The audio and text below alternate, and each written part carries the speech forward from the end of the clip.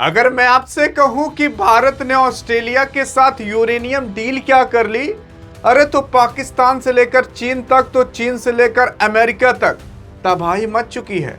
सवाल ये उठता है कि आखिरकार भारत के प्रधानमंत्री नरेंद्र मोदी जब ऑस्ट्रेलिया गए तो कौन कौन सी डील किए। सवाल ये उठता है कि आखिरकार प्रधानमंत्री वहां जाकर के ऐसा क्या कह दिए कि हर जगह पर तबाही मच चुकी है। और उसी के साथ साथ अब पाकिस्तान, चीन, अमेरिका भारत के कदमों के नीचे कैसे आ सकता है, ये सुन करके अभी आप चौंक जाओगे। यार अगर आप देखने की कोशिश करोगे तो हाल फिलहाल प्रधानमंत्री मोदी जी कहीं और नहीं बल्कि ऑस्ट्रेलिया के दौरे पर हैं। इससे पहले इंडोनेशिया के दौरे पर थे। अभी मैं आपको मैप में दिखाता हूं कि किस किस दौरे पर थे और क्या क्या वहां पर करने गए थे। यार पहले देख ही लेते हैं। यार देखो, सबसे पहली चीज तो भारत यहाँ पर है। अब भारत के प्रधानमंत्री नरेंद्र मोदी जब भी जाते हैं ना तो एक देश पर नहीं जाते, वो अनेक देश जाते हैं। अभी जैसे इधर गए थे यूएई चले जाते हैं, वहीं से डायरेक्ट चले जाते हैं इटली के यहाँ, अरे मतलब दादी जी के यहाँ चले जाएंगे, वहीं से फ्रांस चले जाएंगे, नॉर्वे चले जाएंगे, पूरा घूमते फिरते तब भारत आएंगे। मतलब ऐसा नहीं करते चलें, एक बार चलें वापस आए फिर जाएं, तेल खर्चा नहीं करते ज़्यादा। फिर उसके बाद प्रधानमंत्री नरेंद्र मोदी यहाँ से इंडोनेशिया गए हैं। वहीं इंडोनेशिया सोचे थोड़ा ऑस्ट्रेलिया घूमने का मन कर रहा है, चलो वहाँ भी चल लेते हैं, थोड़ा डील उल करके आ जाएंगे। तो इंडोनेशिया गए, ब्रह्मोस बेच दिए, और ऑस्ट्रेलिया गए, वहाँ से यूरेनियम खरीद के लेके चले आए। अब सवाल ये उठता है कि आखिरकार क्या हुआ। देखो, ऐसा भी कहा जा रहा है कि भारत के प्रधानमंत्री नरेंद्र मोदी और जो ऑस्ट्रेलिया के हैं उन दोनों में थोड़ी क्रिकेट की भी बात हुई, क्योंकि भारत और ऑस्ट्रेलिया दुनिया के सबसे बड़े क्रिकेट के आप जान जाओ टीमें मानी जाती हैं, और दोनों की ही राइवलरी आपको पता है कितनी तगड़ी है। तो यहीं पर ही गए हैं अभी आपके प्रधानमंत्री मोदी जी। इससे पहले यहाँ पर इंडोनेशिया जो आपको छोटे छोटे टुकड़े में दिख रहा है, यहाँ पर गए हुए थे। अब सवाल उठता है कि यही जब ऑस्ट्रेलिया गए तो आखिरकार कौन कौन सी डीलें हुई, क्या क्या हुआ और यूरेनियम है क्या। देखो यार, जैसे आप सोलर से एनर्जी बनाते हो, विंड से एनर्जी बनाते हो, वैसे यूरेनियम से भी एनर्जी बनती है। यूरेनियम से आप परमाणु बम तक बना सकते हो, इतनी ज़्यादा उसमें एनर्जी होती है। आप 1 किलो यूरेनियम लेकर के पूरा शहर चला सकते हो कईयों दिन तक, इतनी ज़्यादा ताकत होती है यूरेनियम के अंदर। अब ये यूरेनियम सबसे ज़्यादा दुनिया में ऑस्ट्रेलिया में ही कहा जाता है, पाया जाता है। अब ऑस्ट्रेलिया में पाया जाता है तो ऑस्ट्रेलिया तो काफ़ी ज़्यादा आगे होगा। हाँ देखो यार, किस तरीके से आप यूरेनियम का इस्तेमाल कर सकते हो, अगर आपके पास वैसी टेक्नोलॉजी है तभी ज़्यादा ये कारगर होगा। और भारत के पास वैसी टेक्नोलॉजी है। आप कह रहे होगे कि यार भारत ने तो अभी थोरियम की भी खोज कर ली थी, जो थोरियम है वो यूरेनियम से भी बहुत ज़्यादा पावरफुल होता है, तो भारत यूरेनियम की डील क्यों करने गया। हाँ देखो, बात सही है। असल में थोरियम के माध्यम से जो एनर्जी बनाई जाएगी, थोरियम भी एक पदार्थ है, उसके माध्यम से भी एनर्जी बनाई जाती है। तो इससे क्या है ना कि अभी उसकी प्रक्रिया चालू है, अभी वो पूरी तरीके से सफल नहीं हो पाया थोरियम। हाँ बहरहाल लगभग हो चुका है, लेकिन यूरेनियम भी जरूरी है। जब तक थोरियम पूरी तरीके से नहीं आ जाता तो तब तक के लिए भारत खरीदता रहेगा यूरेनियम। अब आपको पता होना चाहिए कि जब भारत ने परमाणु बम का परीक्षण कर लिया था ना, तो यही अमेरिका हैं जो कह रहे थे कि चलो तुमने परमाणु बम तो बना लिया, जब यूरेनियम तुम्हारे पास जाएगा तभी तो तुम और परमाणु बम बना पाओगे। तो भारत के ऊपर उस टाइम प्रतिबंध मार दिया गया था कि भारत यूरेनियम नहीं खरीद सकता कहीं से भी। लेकिन अब पूरी तरीके से खुली इजाजत है, भारत जाकर खुले आम यूरेनियम खरीद करके ला रहा है। और किसी के मजाल है बोल दे, वही ईरान यूरेनियम तैयार कर रहा है, पूरा युद्ध हो गया। यहाँ भारत ऑस्ट्रेलिया के साथ एकदम मौजी चला गया, यूरेनियम डील उल करके आ गया। अब चाहे परमाणु बम बनाए चाहे बिजली बनाए, कोई कुछ कह सकता है क्या। यही है पावर अभी भारत की, समझ आ रहा है। तो अब देखते हैं कि आगे क्या हो रहा है। असल में प्रधानमंत्री नरेंद्र मोदी ने ऑस्ट्रेलिया के मेलबर्न में 2 पक्षीय बैठक की है। अब आपने सुना होगा, मेलबर्न नाम सुना लग रहा है।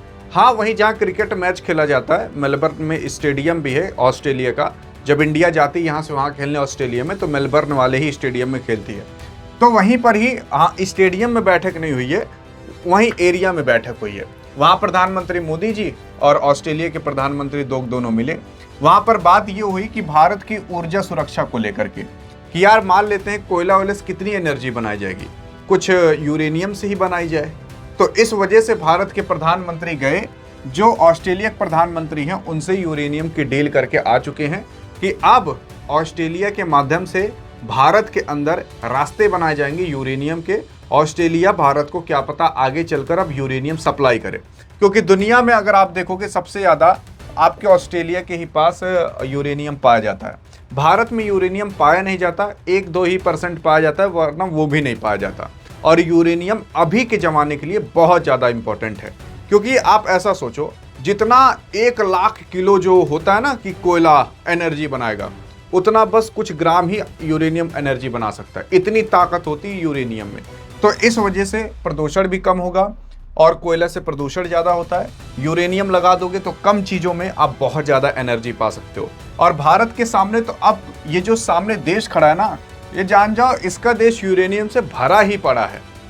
मतलब आप गए, एक रूम भरा पड़ा है यूरेनियम से, उससे डील करके चले आए कि भैया यूरेनियम चाहिए, और ये खुली इजाज़त भी दे दिया, हाँ हम सप्लाई करेंगे। अब इसमें ऑस्ट्रेलिया का भी फायदा है, ऑस्ट्रेलिया को पैसा मिल जाएगा, भारत को यूरेनियम मिल जाएगा। अब भारत से भी कोई गेहूं चावल खरीदे तो आराम से दे देगा, क्योंकि भारत में गेहूं चावल बहुत ज़्यादा होते हैं, दाल ओल भी बहुत ज़्यादा होती हैं। वैसे ही भारत के अंदर चावल गेहूं दाल बहुत नॉर्मल है। वहीं रशिया वशिया चले जाओगे जहाँ पर चावल गेहूँ नहीं होता, जहाँ पर खूब बर्फ़ पड़ती है, उनको लगता होगा कि अरे हमारे प्रधानमंत्री उनसे चावल की डील करके चले आए। सोचो, वैसे ही ऑस्ट्रेलिया के पास यूरेनियम खूब ज़्यादा है, तो इसके लिए नॉर्मल है। अब भारत गया ऑस्ट्रेलिया से यूरेनियम की डील करके चला आया। इसके बाद यह ऐतिहासिक घोषणा पीएम मोदी और ऑस्ट्रेलिया के प्रधानमंत्री एंथनी साहब के बीच हुई है, और उसी के ही साथ साथ जो तीसरी भारत ऑस्ट्रेलिया वार्षिक नेताओं की शिखर बैठक के दौरान ये हुआ है। और अब बात करते हैं आगे क्या हुआ और कौन कौन सी डीलें हुई। तो सबसे पहले अब बात करते हैं न्यूक्लियर एनर्जी और क्लीन एनर्जी के बारे में। तो पीएम मोदी ने साफ किया कि ऑस्ट्रेलिया का विशाल यूरेनियम भंडार भारत की परमाणु ऊर्जा यात्रा के लिए बेहद अहम है। इससे भारत को 2047 तक मतलब 100 गीगावाट परमाणु ऊर्जा क्षमता की लक्ष्य हासिल करने की मदद मिलेगी। मतलब 100 गीगावाट तक 2047 तक भारत ऑस्ट्रेलिया के ही माध्यम के जो वो यूरेनियम देगा भारत को, उसी से ही भारत प्राप्त कर सकता है। और उसी के साथ साथ ये जो डील की गई है, ये की गई है IAEA। असल में ये एक एजेंसी है जो ये सिक्योरिटी देती है कि हाँ भैया, ये लोग जो डील कर रहे हैं वो शांतिपूर्वक के लिए कर रहे हैं, ताकि शांति बनी रहे, और ये लोग अपने लिए कर रहे हैं, अपनी जनता के लिए कर रहे हैं, ताकि इनकी जनता एनर्जी पा सके। अब जो इंटरनेशनल एटॉमिक एनर्जी एजेंसी है, इसने भी कह दिया है कि हाँ, जो इंडिया अभी कर रहा है डील, वो केवल और केवल अपने मतलब के लिए कर रहा है, अपने नागरिकों के लिए कर रहा है, ताकि उनके नागरिकों को बिजली मिल सके। ये लोग परमाणु बम या किसी को मारने के लिए यूरेनियम नहीं खरीद रहे। तो ये भी जो स्वीकृति होती है वो प्राप्त हो चुकी है भारत को। अब इसके बाद क्या है? इसके बाद ये है कि भारत अपनी ऊर्जा टोकरी यानी कि एनर्जी बास्केट में विविधता लाने के लिए ऑस्ट्रेलिया LNG, कोयला और डीजल आयात भी बढ़ाएगा। यानी कि अब भारत LNG, कोयला और उसी के ही साथ साथ यहाँ पर डीजल का भी आयात ऑस्ट्रेलिया से बढ़ाएगा। अब फिर आगे देखने की कोशिश करोगे तो रक्षा, स्पेस और क्रिटिकल मिनरल्स पर भी कुछ बातचीत हुई है। जैसे दोनों देश के रक्षा और सुरक्षा सहयोगों को बढ़ाने के लिए साझा जॉइंट डिफेंस डिक्लेरेशन जारी किया गया है, और इसके तहत दोनों देश की रक्षा उद्योगों और स्टार्टअप्स के बीच सहयोग बढ़ाया जाएगा। फिर उसके बाद यहाँ पर सुरक्षा, ऊर्जा और रणनीति सुरक्षा के लिए दोनों देश मिलकर एक विशेष क्रिटिकल मिनरल कॉरिडोर भी विकसित करेंगे। अरे इसका मतलब ये है कि भारत और ऑस्ट्रेलिया अब आपस में डिफेंस डील भी कर सकते हैं, और जो आपस में स्टार्टअप्स करते थे उसको भी मदद मिलेगी, और उसी के ही साथ साथ यहाँ पर जो स्वच्छ ऊर्जा और रणनीतिक सुरक्षा के लिए दोनों देश मिल करके विशेष क्रिटिकल मिनरल्स कॉरिडोर भी बनाएंगे।